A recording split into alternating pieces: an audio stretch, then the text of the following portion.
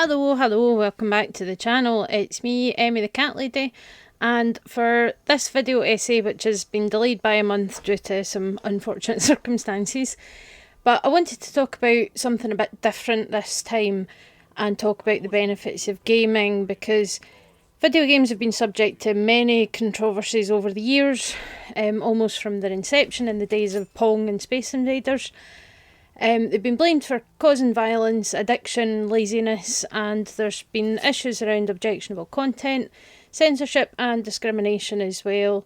Not forgetting some of the problems within the industry. I'm not going to name any names, but things like DRM, microtransactions and digital distribution have been controversial and open up discussions about consumer rights and whatnot.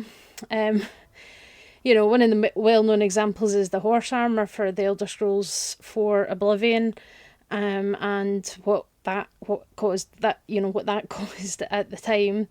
And I can't deny the existence of games that do glorify certain acts. There have been games implicated in mass shooting events, culture wars, the alt-right, all that kind of thing.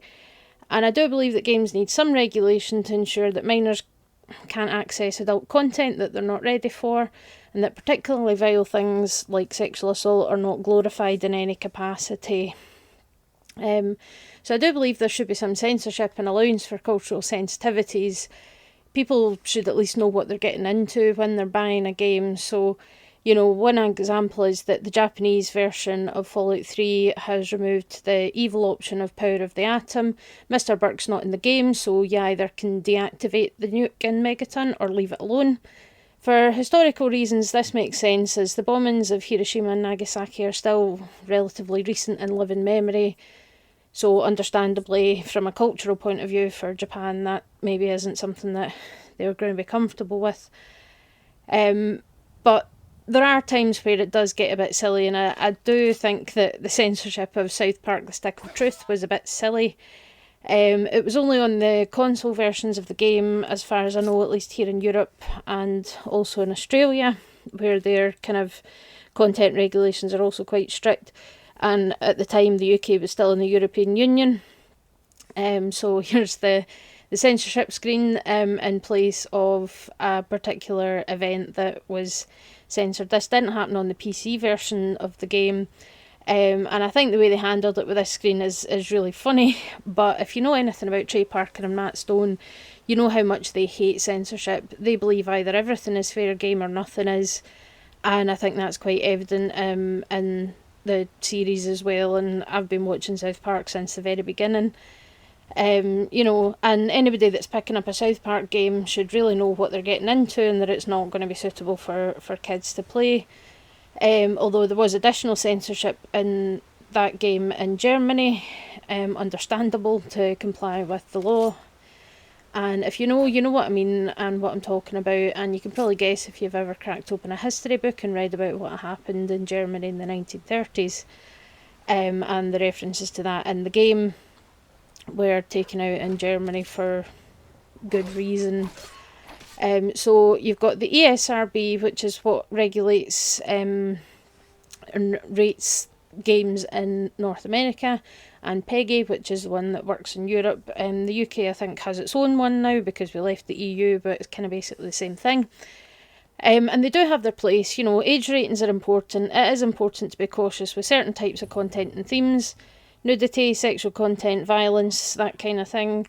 And even games that do deal with heavy topics like mental health, suicide and addiction. So games like The Mortuary Assistant, which I know a lot of YouTubers kind of had issues with because of some of the kind of things that were included in that game that could be potentially quite triggering for some people. So a lot of the videos on it are kind of censored on YouTube, which is kind of fair enough, I think. And another big example is Doki Doki Literature Club. Again, if you know, you know. That game deals with some pretty heavy stuff as well. But even games that are kind of tamer than that can still be seen in a negative light. And I think there's still a lot of people that see gaming as nerdy in a negative way. Being nerdy is becoming more kind of accepted in society these days, but it's still something that can be seen negative. It can often be seen as kind of a masculine thing. I know when I was growing up, I wanted to play games and things, but my parents didn't think it was something that was suitable for me because I'm female. But if you look at the gender split of gamers, it's actually fairly equal. It can also be seen as childish, despite many games being aimed at adults and having adult content. And it is something that is seen as, people that don't really have a life do, which is kind of wild because, I played games when I did have a life. I had a veterinary career, I had pets, I had a home, I had a social life, and I still played games. Now, as you guys probably know, I'm too unwell to actually work as a vet anymore, but gaming is an escape for me and something that I can still do and enjoy, and that's kind of my reason for starting this channel, as well as to share my love for games and talk about my favourite games, in particular the Fallout series and the lore and things like that. So, it gives me something to do and to kind of build this little community and to share my enjoyment as well. So allow me to present my arguments for the benefits of playing video games, and that includes skills, education, interpersonal skills, and the simple fact that gaming is fun. So, first thing is hand-eye coordination. So this is my typical, the ones that I use the most often: mouse and keyboard for PC games, PlayStation 4, Nintendo Switch. I do still have a PlayStation 3, there's a PS2 somewhere. I'm also pretty sure I've got an old Sega Mega Drive hiding away somewhere as well. I have been playing games for quite a long time. And the hand-eye coordination thing, it might seem obvious, but it is a useful skill, and that does translate into other things. So when you're playing a game, you're using inputs to control what happens on the screen. Whatever you're using with it, whether it's a keyboard, mouse, a controller, or you're waving a Joy-Con around, because Nintendo love their gimmicks, and I still don't know who approved the design of the Nintendo 64 controller, because that was kind of ridiculous, but Nintendo like their gimmicks like that, but it doesn't really matter. In order to succeed in the game, you need to be accurate with your aim and your inputs, especially if you are playing kind of action games like platformers, run and gun games, first person shooters, a few examples of Crash Bandicoot, Cuphead, Call of Duty, Fortnite, all these kinds of games. And remembering combinations of inputs to pull off certain moves is a key to success in fighting games like Mortal Kombat and Street Fighter. There's a reason that these games are still going for nearly 40 years on, because they're fun. And can you use these skills elsewhere? Absolutely. A lot of things do require some degree of hand-eye coordination. Driving, for one, or operating construction machinery, tractors. I have learned how to drive a tractor. And you do need to be, because you can't be looking at what your hands are doing, because you have to focus on what's happening in front of you. And even surgery, and I'm not kidding about this, because surgery accuracy is essential for things like surgery and manufacturing, especially if it's something delicate. And, there are such things as robotic surgery, microsurgery, and laparoscopic surgery. So endoscopes are kind of fibre optic cameras that can be passed into body passages or put in through incisions to carry out procedures or to aid in diagnosis. And you're controlling the camera and instruments with buttons and dials while watching the screen. And to use these things properly requires extremely precise control.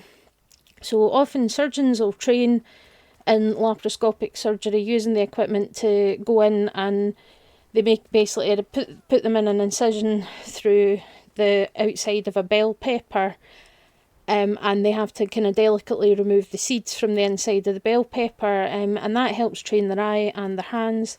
And it requires a delicate touch because what you see on the screen is magnified as well, so you need to correlate what you see with what you're doing with your instruments, and also haptic feedback so that's kind of when you can feel pressure on what, if you push an instrument forward and it gets stopped by something, and you can feel that. So you need to have all of that to be able to achieve whatever it is you're trying to achieve. So I do have a personal anecdote from my career as a vet, and that was an emergency that came in, and it was a wild swan that had swallowed fishing tackle, and the fish hook was caught in its esophagus. So I had to learn how to use the endoscope on the fly to try and solve the problem, and I think I would have struggled a lot more if I wasn't a gamer, but I got the hang of it pretty quickly once I figured out what the buttons did. it was quite straightforward to me. The one thing that was different compared to video games is that the bugs that I had were actual bugs. As it turns out, swans are covered in lice under all those pretty white feathers, and I still get itchy thinking about that day. But my gaming definitely helped make that procedure much easier. And again, when you've got an animal under anaesthetic, the quicker you can get the problem sorted, the better. And, you know, the swan did make a recovery, but gaming definitely helped me in that regard. So, observation and reaction time. So, in order to succeed in most games, you need to be paying attention and focused on the screen, looking out for enemies, spotting collectibles. A lot of games rely on you watching for things and reacting accordingly. Gaming improves your observation skills, and this has been well proven. Gamers could keep track of more moving objects on a screen than non-gamers, and reaction time's part of this as well. It's not just about seeing things quickly, it's about responding to what you see, whether you're dodging attacks, shooting enemies, avoiding traps, all kinds of things that require a reaction to what you observe. And I think the observation duty games and games like it demonstrate this really, really well. It is basically sort of spooky spot the difference, you know, so you have to notice what's changing in the environment, especially when it is something that's subtle, and recognising it and responding to it. And again, these kinds of skills, they're incredibly useful in real life as well. Driving's a big one. If you're a driver, you need to be paying attention to everything on the road around you and be ready to react quickly to avoid serious accidents if something happens. I've been driving for 20 years. I've driven the entire length of England in one day, and I know the central belt of Scotland like the back of my hand. I've seen things, and I've had many close calls that could have been very serious if I wasn't paying attention and reacting quickly. I do also have quite sharp reflexes, and someone that looks like me, you wouldn't necessarily expect that, but with working with animals for all these years, I'm not as quick as I used to be because of my health issues, but I've escaped 20 years in the veterinary industry with one serious dog bite and a handful of scars.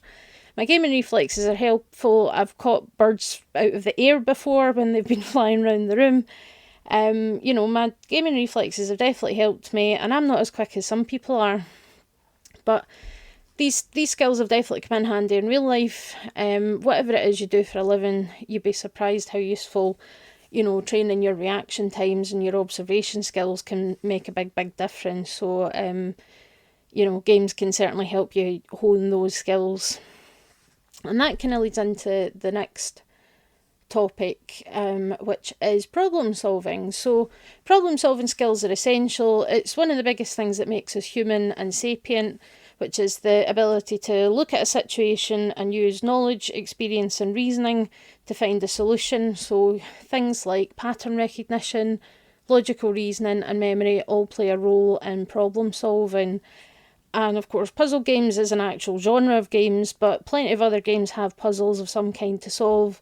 RPGs often have complex puzzles that you need to solve to progress. Silent Hill games are full of puzzles as well.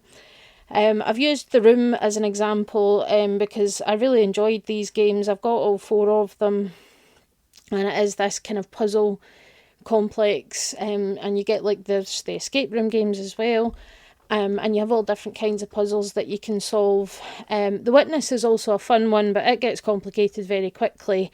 That's the one where you're drawing lines through mazes and you have to sort of satisfy certain conditions and things.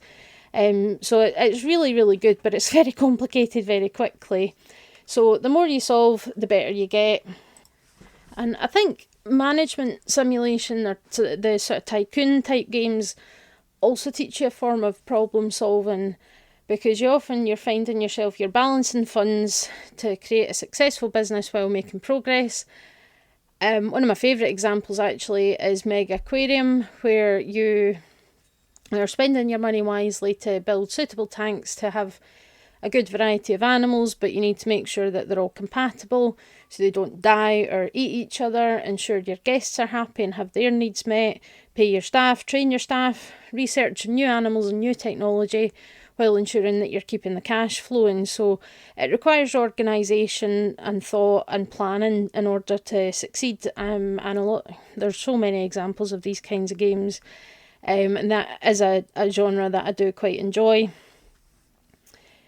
But there are other things that games can teach us, and spatial awareness and physics does come under that heading.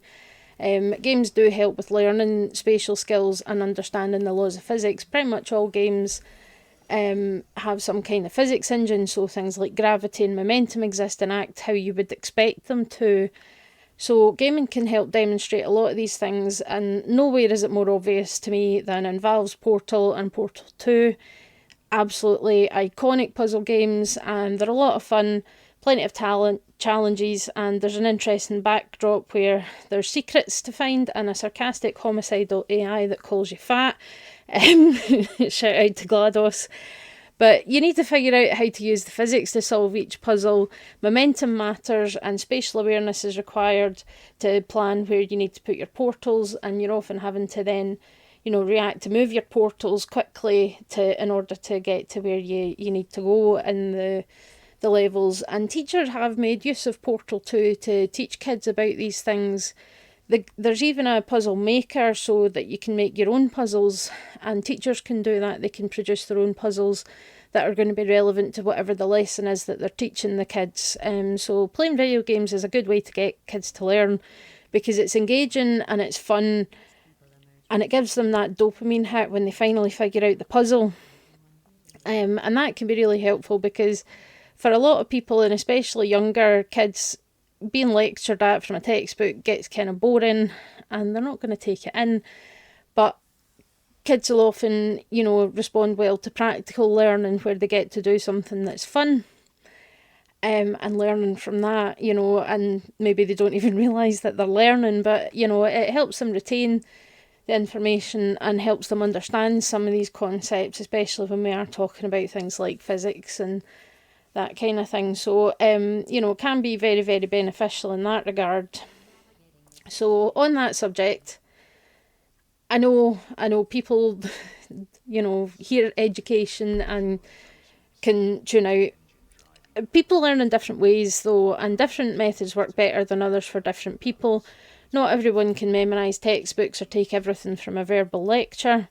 I know for me, when I was a student, when I was at school, when I was at university, if I don't have something to do with my hands, I'll zone out. So I had to make sure that I was writing notes or annotating on like the PowerPoint slides. Remember, I went to university in the late 2000s, and it was 2004 to 2009. So, PowerPoints, some of the lectures were still not great with using PowerPoints and things like that. So, and I'm sure it's quite different now with technology. But, we could usually get the PowerPoint ahead of the lecture and print it out and then annotate it. I had to do something with my hands or I would just zone out and not really take anything in. So making learning fun and engaging can help make sure it sticks, and it's not always a bad thing. And I'm one of those people. I like learning. I'm always up for learning new things, new skills, new knowledge. I'm also kind of oldish.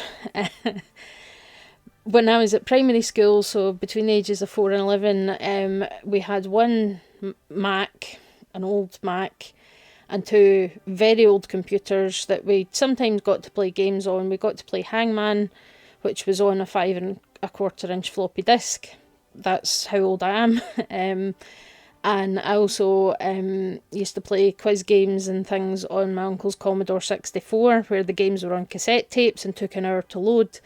Usually he would have the game loaded up for me by the time I got home from school, because we used to go to my uncle's house after school because my parents were working, and that's what I used to do. And it's kind of hard to imagine nowadays, given that, you had to put the tape in and wait an hour, but there are other games that can be quite educational, and one of the ones that I particularly like for this, which is why I'm using it as the example here, is Civilization 6.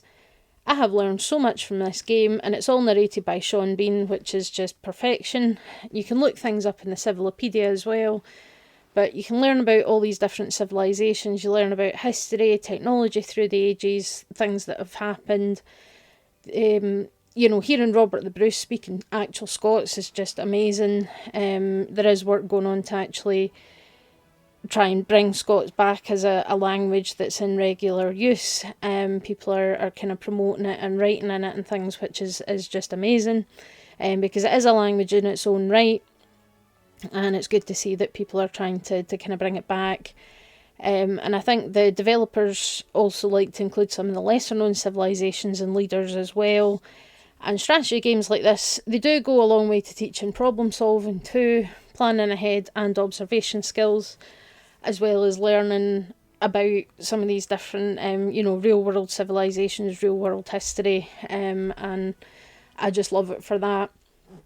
And another important thing is cooperation, and I know the average COD lobby is toxic as hell. Lots of trash talk, misogyny, racism, other general nonsense.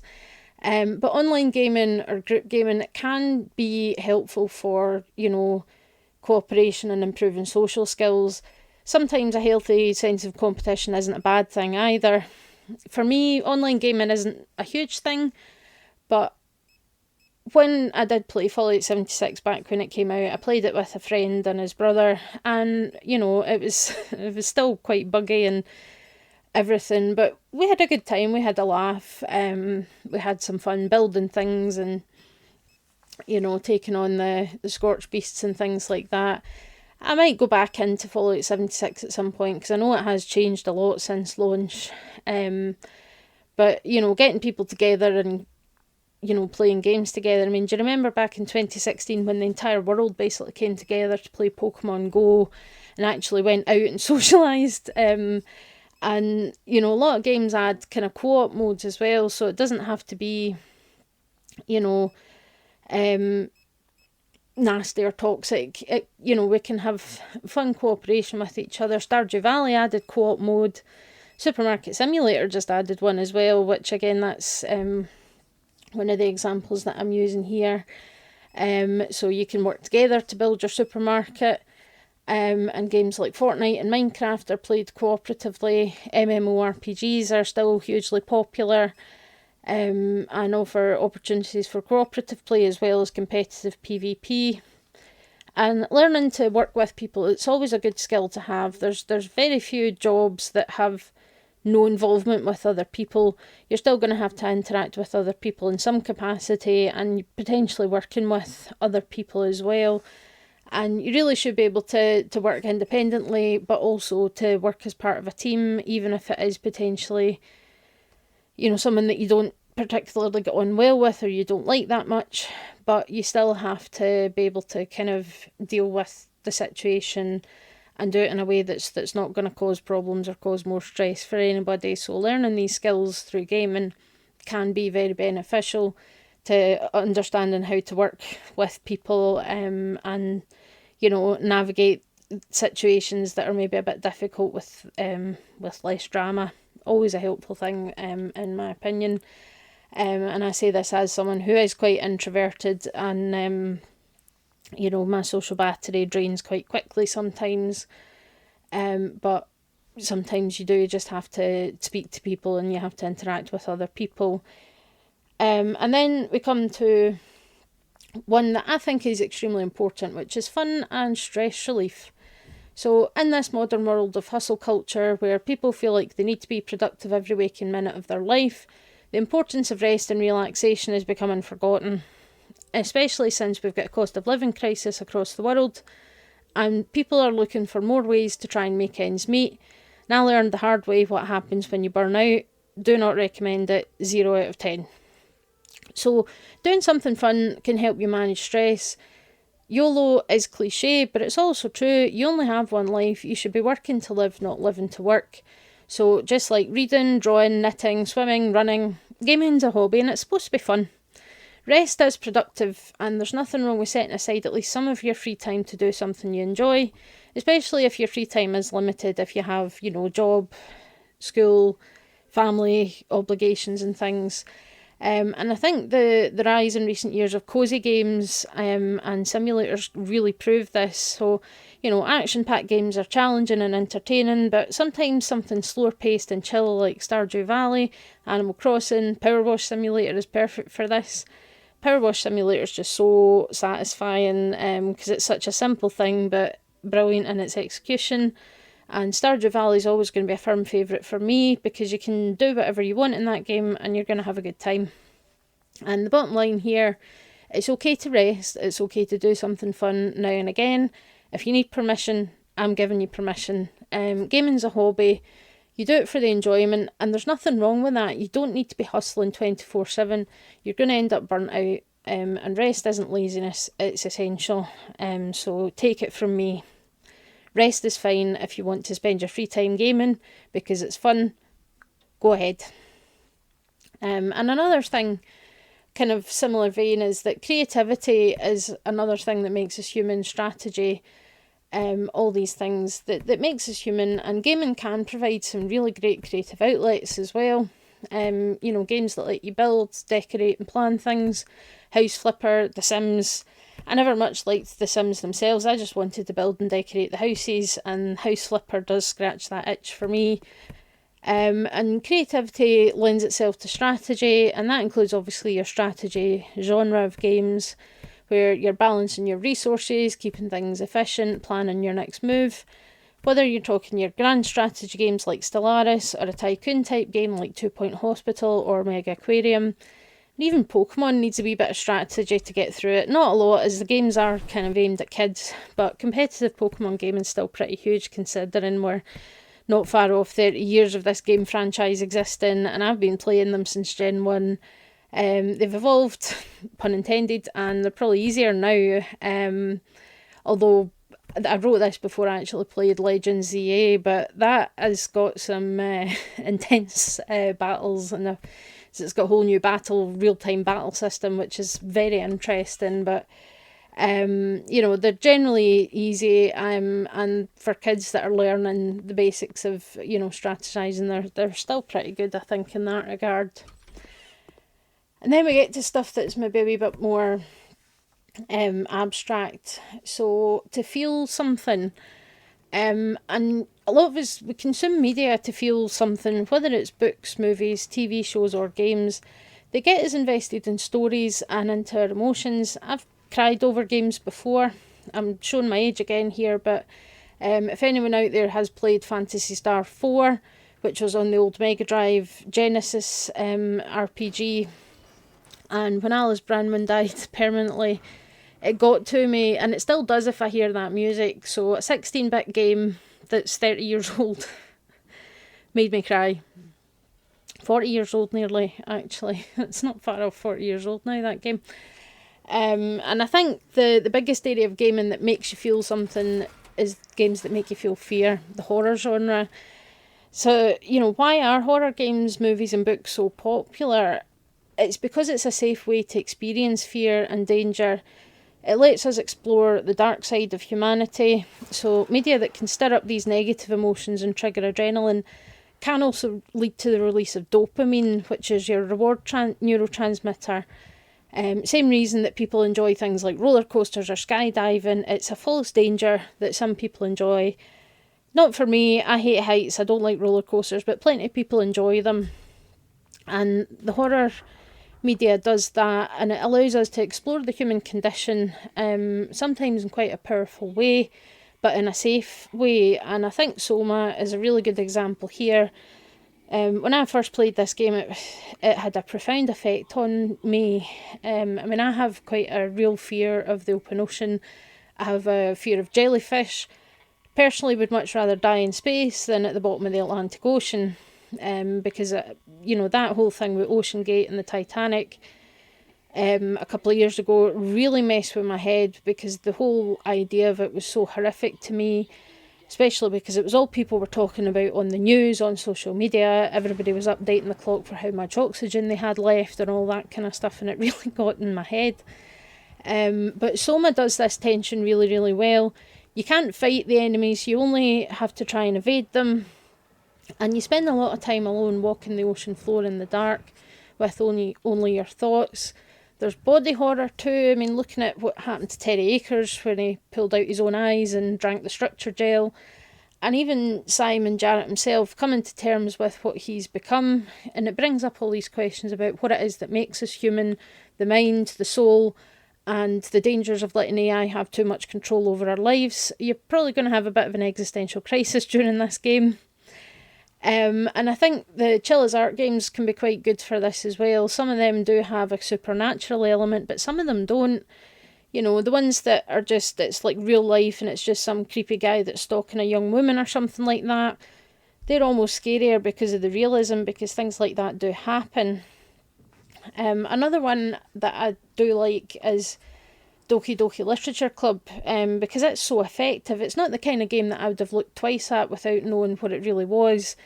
You know, it's those anime dating simulators. That's not something that interests me, but the way that progresses is so effective, and the fact that, you know, what happens, like the scary bits that happen are random.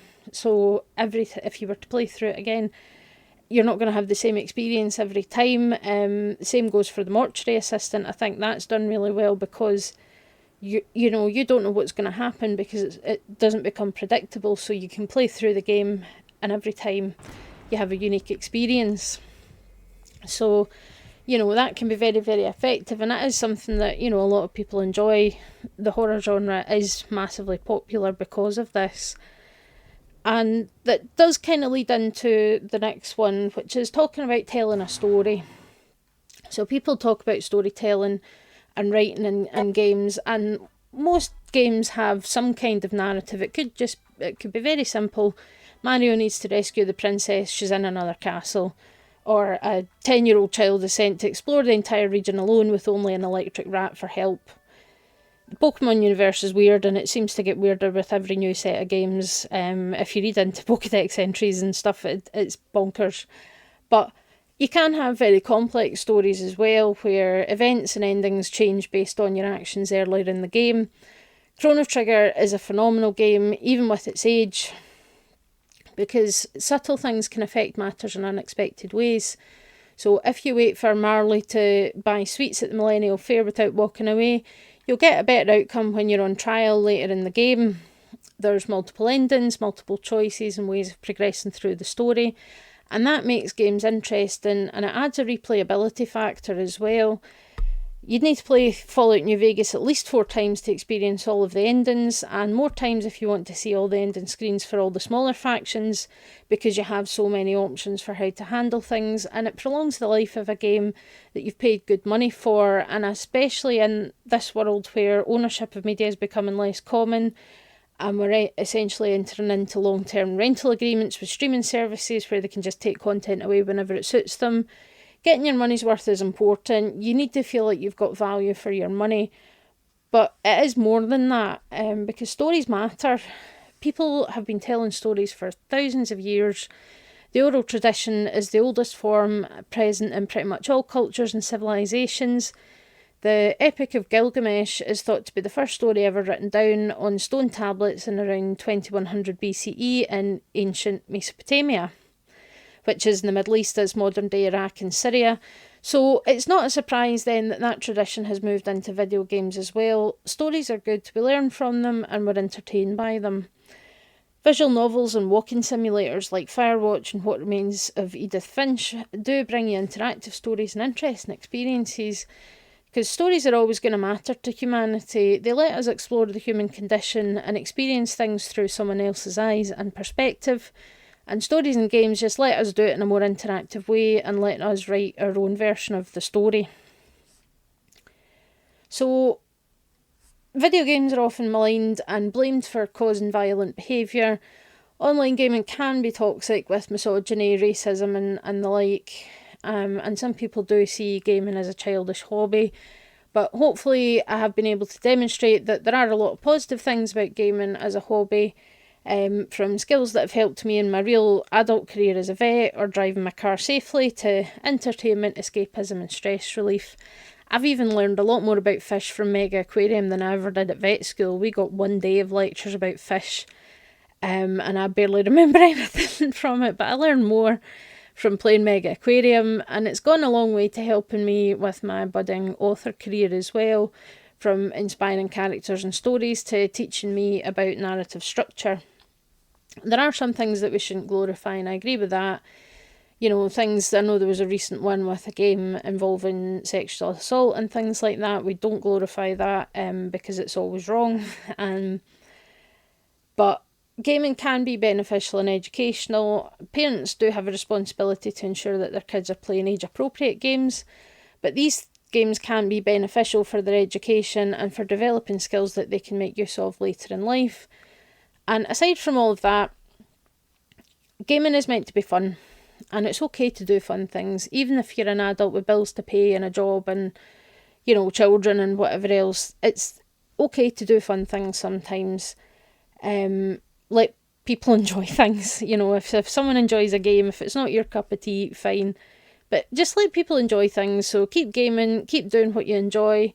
There's nothing wrong with that. And you have permission to rest and to do something fun from me. So take that in mind. So thanks so much for listening to this. Hopefully you found it interesting. I say I've given you a few anecdotes of situations where I think playing games have helped me in my life. So if you have anything like that, if there's any sort of particular skills or anything that you've developed or learned from playing games, let me know in the comments. I would love to hear other people's perspectives on this stuff. So absolutely let me know in the comments. And subscribe if you want to see more. I post Fallout content twice a week usually, and I try to post a video essay once a month.